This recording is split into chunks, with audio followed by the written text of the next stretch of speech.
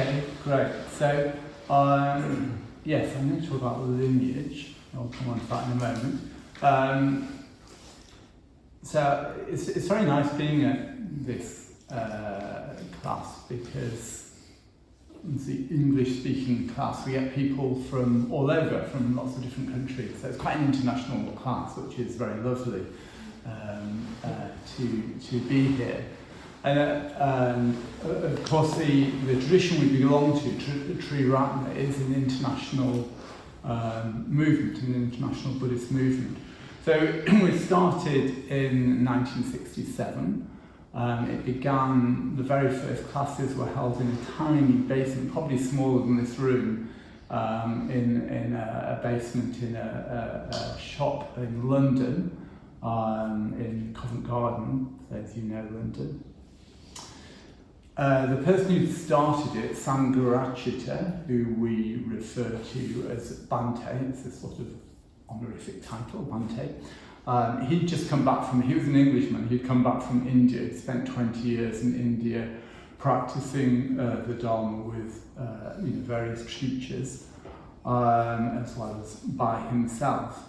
And when he was back in England in the 60s, he initially came over in 64, he realised there was a need for a new Buddhist movement or a new Buddhist tradition that in a way addresses people in the modern world.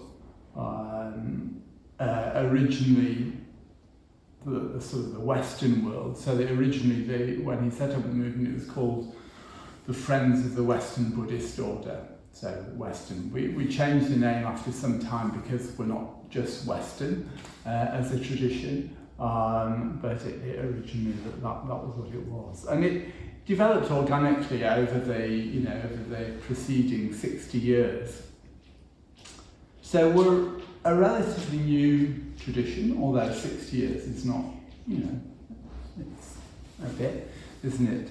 And like any Buddhist tradition, if you like, it has its own lineage. So I want to use the lens of lineage to, in a way, explore what this tradition is, what it offers, in a way, what Triratna is. But first of all, I wanted to just say a little bit about what lineage is not, just to sort of, in a way, clarify that. We don't, or our teacher, Bhante, has not spoken loads about lineage, particularly in the context of Triratna. And I think partly because it can be a bit of a problematic word.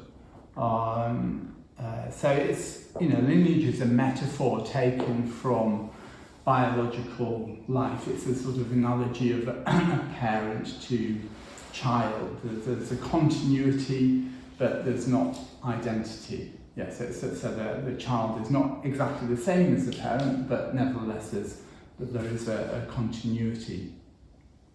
And in the spiritual life, it's like the disciples' spiritual experiences are perhaps similar, although not identical, to the teachers. Again, there's a kind of continuity. But I think one of the dangers, there's sort of, in a way, two main dangers of using the word lineage. One is that it gets literalised, but what I mean by that is that we think in lineage of terms of something that's passed down, like a precious heirloom. That, I've got this precious heirloom and I pass it to you and then you pass it to your father and so on. So it's not, lineage isn't like that. I think also, particularly within Tibetan Buddhism, it can get caught up with a sort of feudal origin. A feudal origin. So, sort of like different, in a way, clans or tribes within Tibet. And, the idea of becoming very proud because I belong to a very powerful lineage. Mm. So, again, it's a bit like this thing of as though it's an acquisition, something that you have, rather than something that you are, if you like. So, you know, and what can happen when that sort of, again, gets sort of literalized is, you know, you're looking to join a powerful lineage to get a powerful, let us say, tantric initiation. And in a way, you're thinking in those terms rather than doing the actual spiritual work of transforming your mind, which is really what the Dharma is about. So it's like, you know, you want to be an artist and you get all the paint and the brushes, and they're really fine brushes and really high quality paints, and you get all the kit, but you never actually get around to painting. So in a way, that can be the danger with this idea of lineage. You go looking for the great lineage and the initiations, but you actually don't get around to, you know, doing the mindfulness of breathing, so let us say, or the whatever other practice. Okay, so can I say something? You can say something. Go ahead. that resonates, because I think it's like that in every discipline. Right. That you sort of go around it instead of doing the work. And I remembered a phrase I read a couple days ago: "A lazy wizard is a dead wizard." Right. Yes. Well, it's interesting that you know, recognise that, because in Buddhism, this approach is recognised as a fetter. It's called a fetter of rites and rituals. It's like, and what that means is it means that you do the external actions, but you're not really doing the real thing. So again, it's sort of like, you know, it's like getting badges instead of, as I say, doing the actual spiritual work. So it's interesting. You can recognise it. So we need to watch out for that. So what is lineage? Well, what in a way lineage really is something to do with a kind of, if you like, a sparking off. So again, in the larger Buddhist tradition, what you would have is contact with let us say, a guru, and that would activate your own energies. So it's not that, as I said, something's literally passed down. It's like in the presence of someone who's more spiritually developed, that has an effect on you that activates your own energies. Let us say. There's. I just want to read a little bit from Bhante, from Sangharachita, where he was asked about this and gave a little bit of his own experience. He said, so he's talking about, in this case, what we call abhisheka, which is a kind of like a blessing or an initiation. And he says, clearly people do experience this abhisheka in different ways. I think I mentioned in the lecture, so doing a question and answers on a lecture on this area, that at the time of the abhisheka, some people do experience an energy actually coming from the teacher to them. When I was in Kalimpong, which is where he lived and had quite a lot of different Tibetan teachers in India, I had a number of tantric initiations, and I did have that experience with one particular teacher. The energy comes like a sort of ray, a sort of beam from him to you. But I would not say that is literally what happens. It is your own on-the-spot interpretation of the experience. I would not say that he hands over to you a quantum of energy. It is rather, I would say, that the impact of his energy-full personality activates the energy in you. So that is primarily your energy that you experience. I think the main point I'm concerned to make is that however you feel, it's not that a quantum of energy is literally passed over to you in a sort of almost material manner. There is something quite different between, on the one hand, experiencing someone's energy and then feeling your own energy arising in response, and on the other, feeling his energy impinging on you.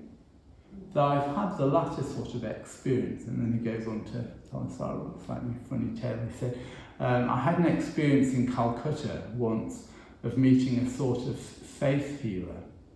As soon as he set eyes on me, he said, "Ah, you need energy, you're run down." He grabbed me by the arm and closed his eyes, and I actually felt his energy flowing into me.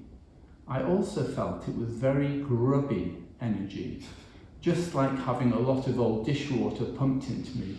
That is exactly how it felt, and it took, I remember, about 3 weeks to get that dirty old energy out of my system. Anyway, so that's something a little bit different. But the main idea is this thing of a sense of being sparked off. And then, so the disciple is sparked off by their guru, and then they in turn spark off other people.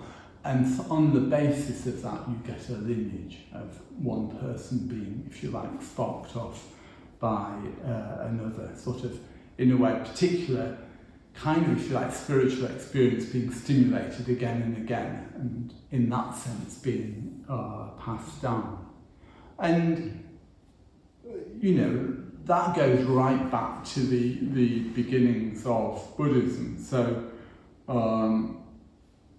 when the Buddha, after he gained enlightenment, he went to teach what he'd experienced, the Dharma, initially to 5 former friends, 5 ascetics, and he went and found them, and they spent some time together. And eventually, one of them got it, which was Kondanya.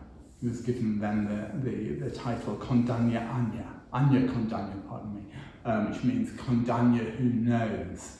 So he got it, as it were. So again, something was sparked off in him, and he understood. Another of these 5 disciples of the Buddha was called Assaji, and he later bumps into someone called Sariputta, who is very impressed with Assaji's appearance, his demeanour, and he asks Assaji, who is his teacher and what does he teach? And Assaji is a bit reluctant to say anything, but anyway, he eventually, on being pushed, he gives just really a line or two of teaching, which was on conditionality. All things arise in dependence on a cause, and when that cause ceases, they cease. So on the basis of just a few lines, Sariputta got something. So again, something was sparked off in him. So you sort of see the beginnings there of a lineage from the Buddha to Assaji to Sariputta. Sariputta became one of the main disciples of the Buddha. So this is, in a way, what a lineage is, in principle, if you like, something being sparked off. I said earlier that Bhante didn't really say very much about lineage, particularly in the context of Triratna. Possibly because of the danger of it being literalised. But in 2008, in some question and answers with some senior people, in senior order members, he was being asked about this and suggested actually within Triratna there are 3 lineages. Well, he initially said 3 and then he added a 4th one, so if you like, there are 4 lineages. So these lineages are lineages of teaching, firstly, secondly, practices, thirdly, inspiration, and fourthly, well, he initially called it organisational, or lineage of institutions, but in a way that over time became thought more of a lineage of responsibility.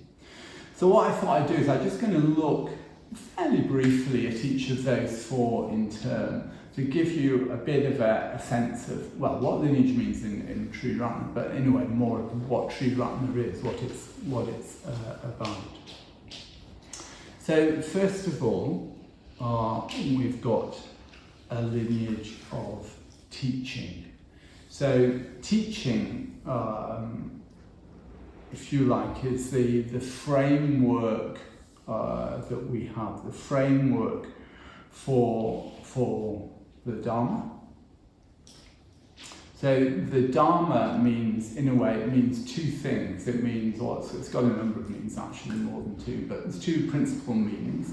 So one is the truth, and then the secondly is the teachings. So if you like, it's like the meaning of the experience that's being pointed to, and the letter, the words that describe it. So it's like, what we're trying to get to is the realization that ultimately goes beyond words. But we need, if you like, a vessel to communicate that, because most of us can't just jump straight to realization, as it were. So we need teachings to help us to do that. It's like a vessel to hold the wine, as it were. If you think of the wine being like the realization, then the vessel is like the teachings that hold the wine. And so again, the thing to do is to drink the wine, not to just invest in very fancy wine glasses, if you see what I mean. So the teachings are useful, but they're there for a purpose.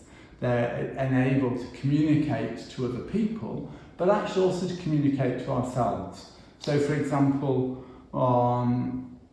it's helpful if you have, say, you're meditating and you have some kind of new, perhaps a deeper experience.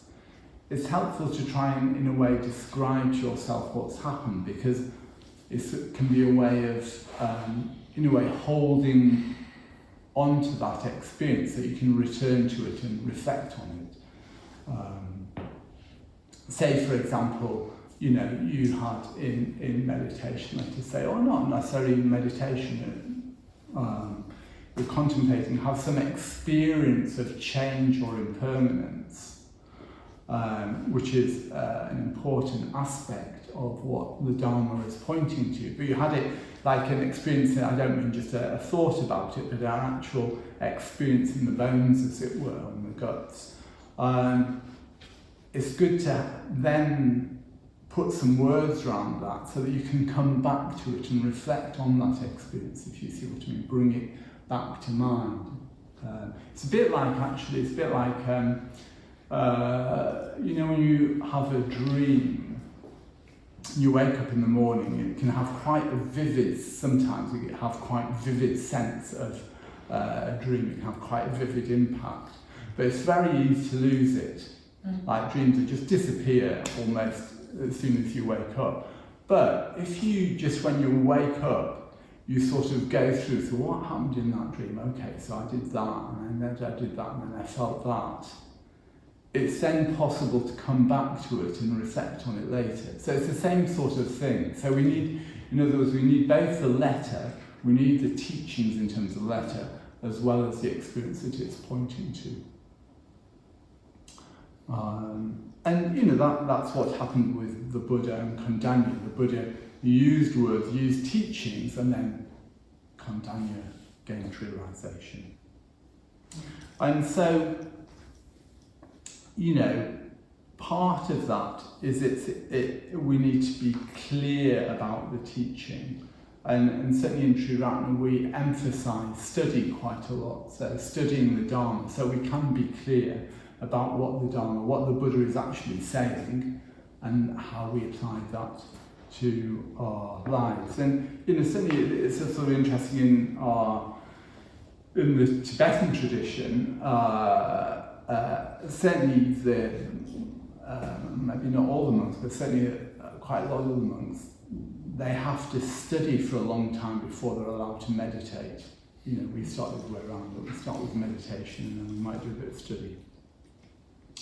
So, in terms of teaching, in terms of, if you like, the lineage of teachings in Triratna, we have many teachings that are just common to all traditions, like the Four Noble Truths, the Three Lakshanas. The Three Lakshanas, I've already referred to one of them, impermanence, the other one being insubstantiality, the other one being painfulness. The Four Noble Truths being suffering, cause of suffering, real awakening in the path to awakening. But we also have ones that in a way are particular to Triratna, which is, you know, mostly based on Bhante drawing out some particular aspect and maybe putting it into new terms that hopefully speak to us more vividly. So just to give one example, Bhante coined this phrase, mind reactive, mind creative, and he gave a whole lecture on that. And what that's pointing to is that in a way our mind can function in two main ways. So one way is a reactive way, which is the analogy, if you know when somebody pushes your buttons, often one's parents, or children if you have them, they know just which button, which bits to press, and you go, oh! So that's a reactive response. It's like a sort of automatic default response, yeah. Often an unskillful response. But there's always a possibility of responding creatively. So we might be provoked, but instead of just doing our usual reactive thing, there's a possibility of having a more creative response, a more skillful response, that is both helpful for ourselves and for other people. And in a way, it's a way of talking about, you know, in Buddhism you have two forms of conditionality, which one is, if you like, a reactive or cyclical, and one is a more creative or spiral. But in a way, it's a sort of way of just drawing attention to, well, two things. One is that whatever happens in our mind, we are responsible for. It's our mind. We're responsible for our mind states. And whatever arises in our mind, whatever we experience, we can respond either in a reactive, default, automatic way, or we can respond in a more creative way. There's always that possibility of a creative response. So that's just an example of one teaching that's important in our tradition. So the second lineage is the lineage of practices. So for most of us, just to hear, you know, the Dharma won't be enough. You know, I did give the example of Shariputra, who just heard a few lines from Asaji, and the light bulb went on, as it were. So that can happen. But for most of us, we need to work with our minds. We need to put things into practice more fully. And for me, you know, in my early days, you know, when I came across Buddhism, I think one of the things that I found very attractive about it is that it's a very practical religion, to use the word religion. That there are practices, but in other words, there are things I can do to change my mind, to help me to help other people. So we have a whole set of practices. Again, you know, a lot of them just common to the whole Buddhist tradition, some a bit more particular to Triratna. So as well as listening to the Dharma, I've already mentioned studying the Dharma, reflecting on the Dharma, meditation like we were just doing, like the mindfulness of breathing, the metta bhavana, and the other practices we do, the practice of ethics, learning to act skillfully with our body, speech and mind. But also Bhante has emphasised the importance of friendship in the spiritual life, the importance of applying Dharmic principles to work, and also the arts as a way of supporting our spiritual life. And in a way, I think what this draws attention to is the Dharma, or Buddhism, is about transforming the whole of our life. It's not just about sort of little relaxation on a Saturday morning. Good that might be. Is ultimately it's about completely transforming our mind and transforming all of our life. So in Buddhism, and particularly in Triratna, we have a whole set of practices, a whole suite of practices, you could say,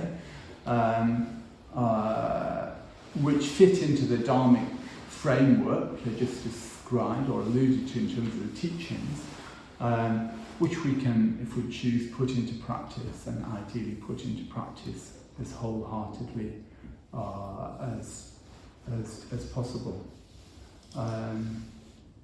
Again, just to emphasise, I mentioned that in Triratna was one of the particular emphases is one of friendship. There's certainly something that I've really loved about Triratna, or my involvement, is developing really strong, close friendships. Again, it's implicit in the Buddhist tradition. You see examples of friends in sort of historically in the Buddhist tradition. But I think probably what Bhante felt is it needed to be drawn out more fully, because maybe that's not so obvious to the modern person.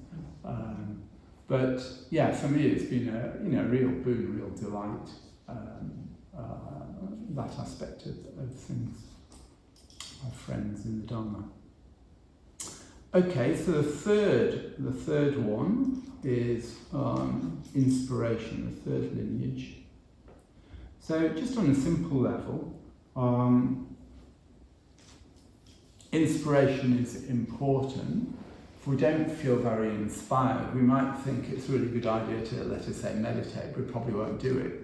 If we don't feel inspired to do it, even if it makes sense. I don't know if you've had that thing of someone's suggested you do something, you think, yeah, that'd be really good for me, I should do more exercise, and you don't.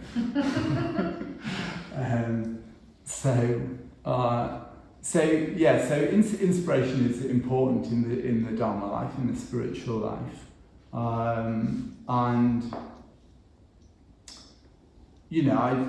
with regard to that, I particularly recommend retreats. Retreats are very good. If you get a chance to go on a retreat, if you haven't already been on a retreat, I'd strongly recommend that, because it's like you get concentrated, well, you just get a chance to just spend a whole, whether it's a day, a weekend or longer, just focusing on practicing the Dharma, and it can really be sort of nourishing and inspiring. That can give you some batteries when you're in the hard city life, trying to remember what it was you were trying to do with your mind.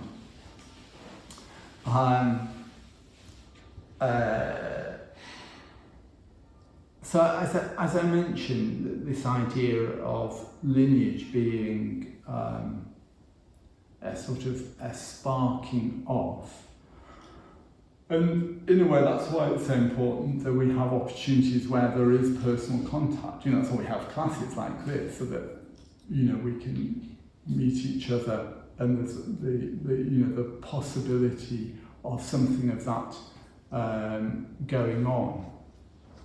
It's said that the Dharma is caught, not taught, which I found quite sort of... Caught, not taught. Taught, exactly. So, and you know, I mean, didn't happen to me, but for example, one of my very close friends, Paramabandhu, on his very first visit to the London Buddhist Centre, he had this very strong feeling of having arrived home, a sort of coming home. And it's not uncommon that people say that. I mean, again, what wasn't my particular experience, but people, it's sort of like something was intuited in that moment that was more than sort of immediately apparent in a way. So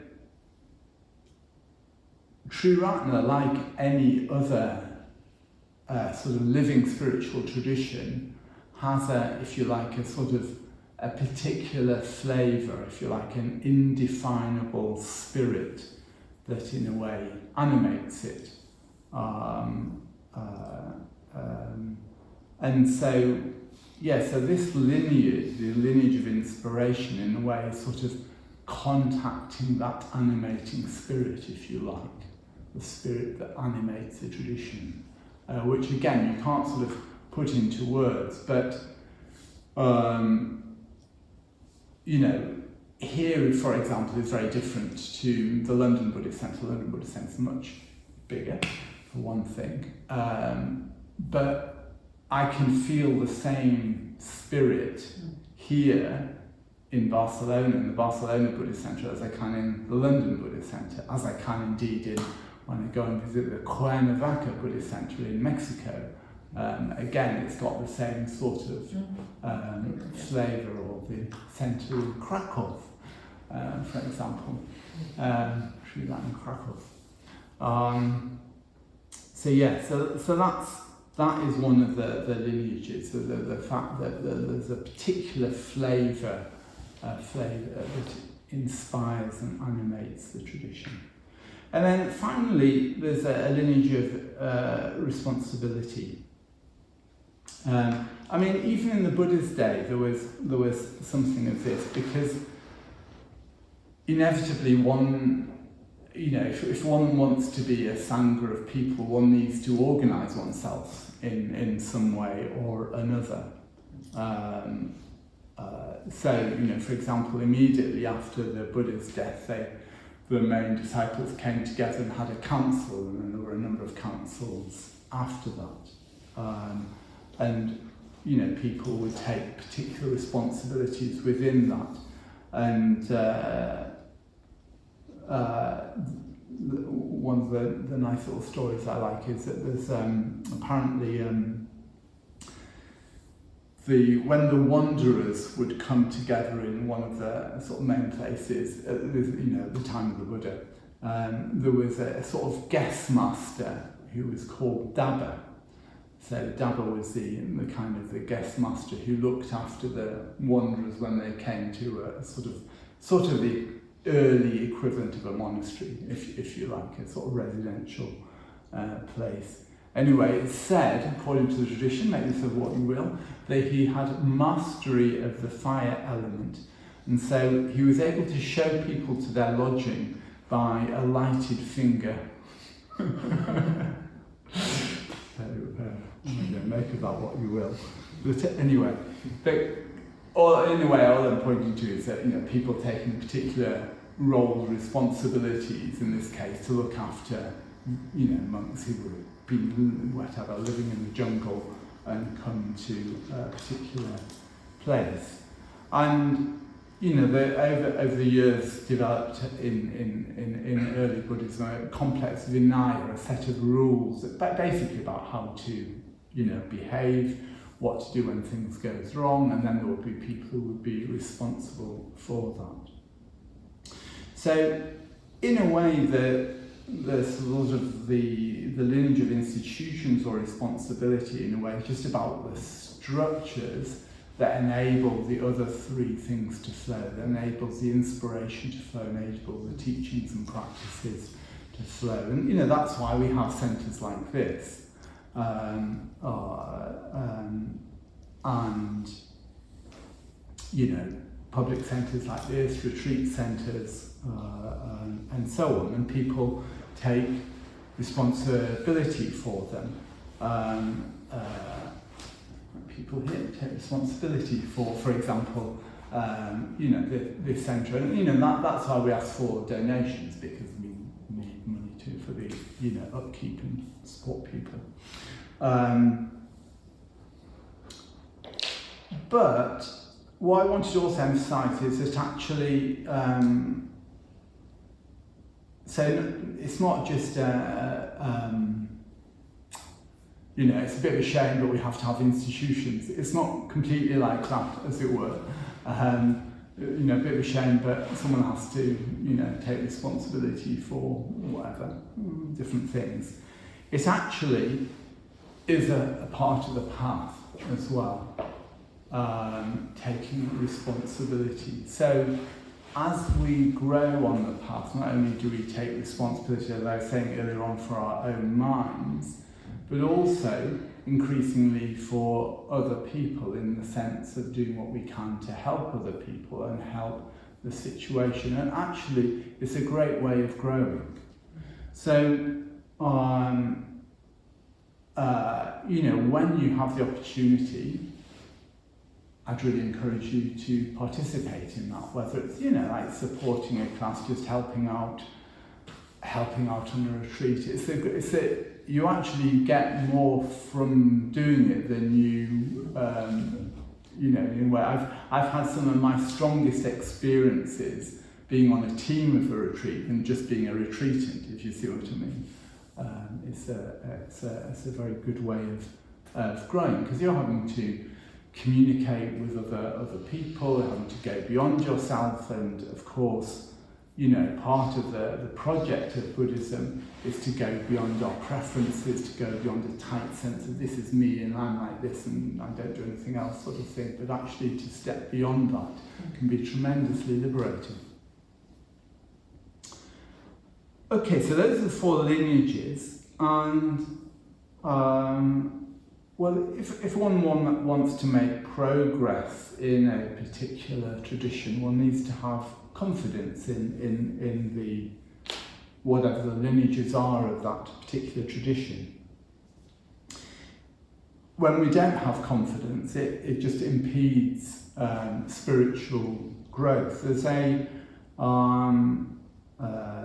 sutta, so one of the teachings of the Buddha, called the Cettakila Sutta, which means the 5 wildernesses of the heart, which I find a rather evocative phrase. And so these 5 wildernesses are having, the first 4 are having doubt, in the sense of not a rational doubt, but a sort of, I'll say a bit more about what I mean by doubt in a moment. But having doubt in the teacher, which primarily means the Buddha, but also whoever one's teacher is, doubt in the Dharma, doubt in the Sangha, and doubt in the training, particular presentation of the Dharma in this, which needs to sort of hang together, cohere together. And then the 5th one is being angry and displeased with one's companions in the spiritual life. Which can happen if one has unrealistic expectations, or if you can't get on with other people you're practicing with. It will distract you or prevent you from practicing the Dharma. So we need to have confidence in our lineages, because we need, in a way, to go deeply into a particular lineage. We need to choose, if you like, a particular lineage. If we have a sort of pick and mix approach, a sort of knit your own Dharma, it's going to have limitations, unfortunately. Of course, if you're new to any sort of traditions, it makes sense to check it out, test it out, find what spiritual tradition, in a way, works for you, what do you actually resonate with. But at a certain point, in a way, one needs to commit. If one wants to make progress, one needs to commit to a particular tradition. And what one doesn't want to be in is in a state of what I'm referring to as irrational doubt. So irrational doubt is where you're just, in a way, sitting on the fence and not really clarifying your own mind, in a way. So it makes perfect sense to have questions, and it's important to clarify those questions, to ask questions, to reflect. But just as we mentioned earlier, this idea of a fetter of rites and rituals, there's also a fetter of doubt. So the fetter of doubt is where you just sort of waver, and it's associated with a lack of emotional positivity. It basically becomes a hindrance to the spiritual life, where one tends to fault find rather than take responsibility for one's own mind. And there's usually a lack of metta, a lack of positive emotion. So, if we get caught up in the doubt, and it's easy to get caught up in it, we may find ourselves in the wildernesses of the heart, the barren places of the heart. So, it's important to, it's a well-recognised feature of practicing the spiritual life, doubt. So it's important to be able to recognise it and to go beyond it, so that one can have confidence in what one's doing in practicing the Dharma, have confidence in the lineages, have confidence in the sort of living tradition. Because the point about a living tradition is that it's something that's been practiced over a period of time. It's to some extent tried and tested and has been honed, evolved over time. And of course, the lineages are the means to liberation. The Buddha, after he agreed to teach the Dharma, after he'd gained enlightenment, said, "Open are the doors to the deathless." And in a way, the lineages are what enable us to walk through those doors. So I'll leave it there.